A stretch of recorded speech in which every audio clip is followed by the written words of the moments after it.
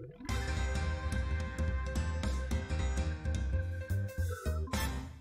are we all doing tonight? Welcome back to Today on Display and welcome to Display Trivia. This is the exciting time when we find out exactly how much we are playing for in tonight's game. So as you can see here, we've got a wheel. There's different numbers on it. That's going to determine what the prize pot is. We have $1,000 slots, $2,500 slots, and $5,000 slots. Of course, we're all rooting for the $5,000, but let's find out what I'm going to spin. Let's spin the wheel. Woo! Let's go, everyone. Are you feeling it? Are you feeling a $5,000 game? Are we feeling it?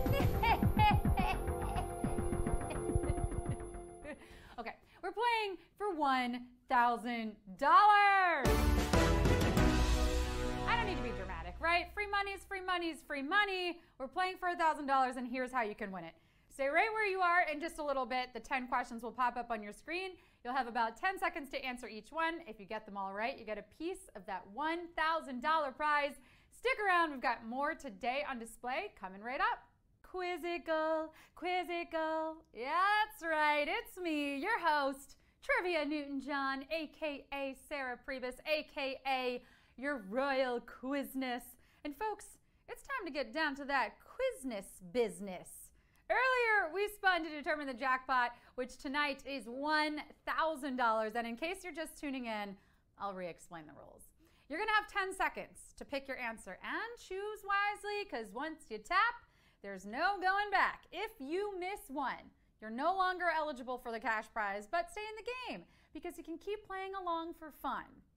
Also fun, merry-go-rounds, picnics, scavenger hunts, sleepovers, the dentist. I kid.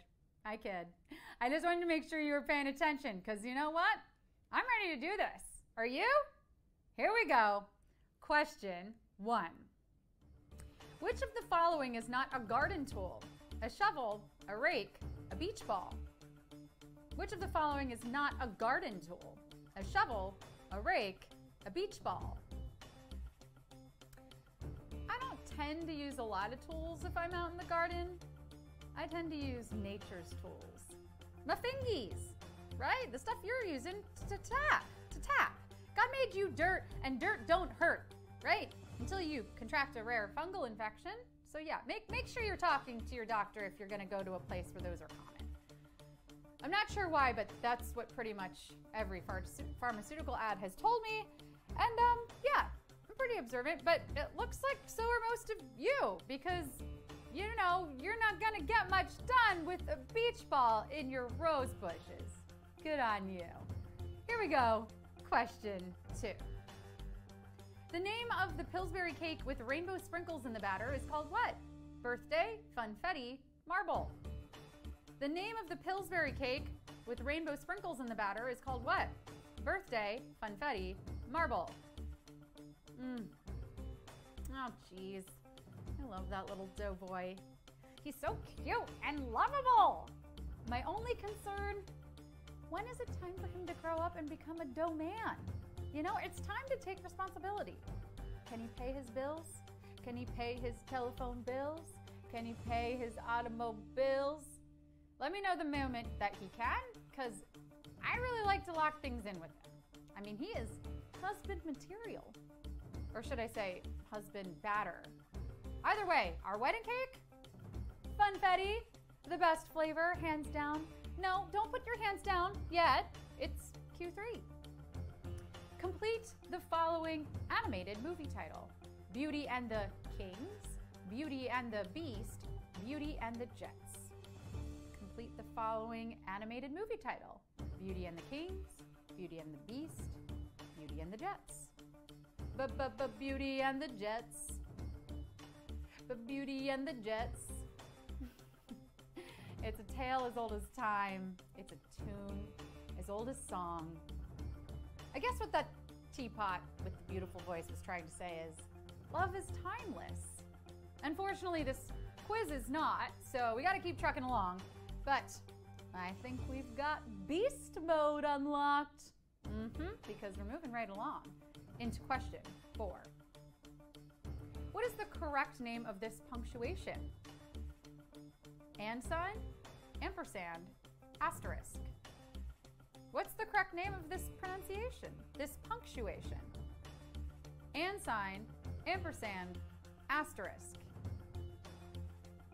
I can barely use punctuation correctly, let alone remember the names of all of it, so you all are on your own here. I just know that period means you're mad at me, you're mad at me. Those two dots on top of each other next to the sideways rainbow means I'm happy. Yay! And then when you put those ones together in the right order, you get this guy, which means, I don't know, bro. Okay, but do you know, bros? Do you really? Because if you know, you picked ampersand, which is the correct way to describe this little punctuation that kind of looks like a botched 8, but we love it anyway. Question 5. Which is not a lead singer of a UK rock band? Michael Caine, Morrissey, Robert Smith. Which is not a lead singer of a UK rock band? Michael Caine, Morrissey, Robert Smith. We have so much culture to thank the UK for. And really, I'm just thinking about crumpets and Stonehenge when I say that. Did you know in England a biscuit is actually a cookie? Oh yeah, true story. If you don't know the answer, just try saying all these names in an English accent. Cheerio. I'm not sure if Cheerios came from England, but what a heart-healthy way to start the day. Am I right? Or am I right? Okay, Morrissey is the lead singer of the Smiths, and Robert Smith, not in the Smiths, is the lead singer of The Cure. Michael Caine, as far as we know, hasn't fronted any bands lately, but he's pretty talented, so who knows. Question 6. It was the best of times, it was the worst of times is the opening line of a novel by what author? Poe, Hugo, Dickens. What author wrote that line? Poe, Hugo, or Dickens? It sounds like this guy just didn't know what he wanted to say, you know? It seems like the opening to this book is more of a first draft. Like not even a first draft, like a brainstorming session. Oh, well, it was raining out, but it was also sunny. And then the parade happened, but also it didn't. Okay, buddy, so like, which was it? Sounds like you can't get your story straight, and hey, look, we can do this all night, but you don't want to deal with my partner, bad cop Sarah, because ooh, she's a meanie. Bad cop Sarah is just me in sunglasses with a fake mustache, but seriously, don't make her come out. Maybe he never got his story straight, but Charles Dickens wrote A Tale of Two Cities, which I was supposed to in high school. Question 7.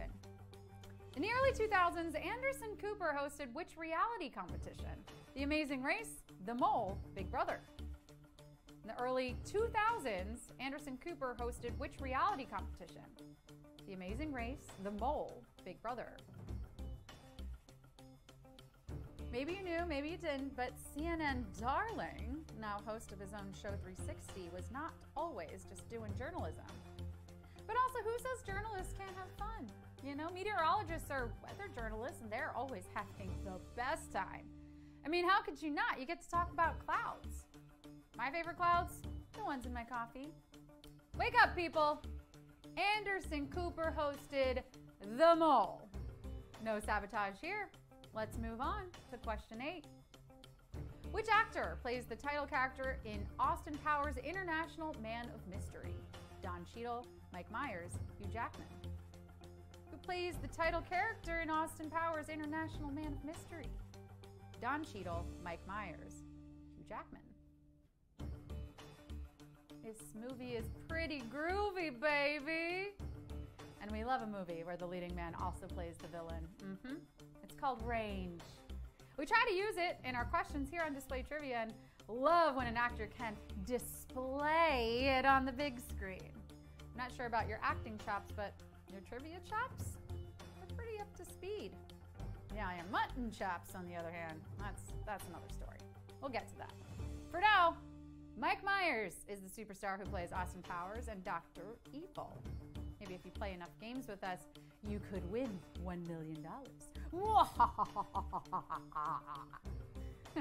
Question 9. The popular Mattel fashion doll who premiered in 1959 had what middle name? Alexander, Millicent, Kathy. The popular Mattel fashion doll who premiered in 1959 had what middle name?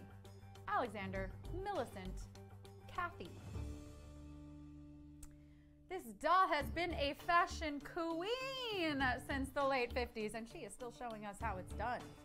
And I mean, you would too if you had her love, perfect husband, if you had her life. If you had her life, yes. Perfect husband, beautiful house, dream house even, right? And the best part, she has every career, right? This is a true boss babe. One day she's a vet, the next she's a marketing executive. She is living kind of proof that there is nothing you can't do as long as you have the right outfit.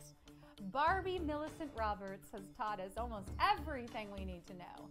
Except maybe don't forget to wear underwear, because hers are printed on. It's time for the final question. Question 10.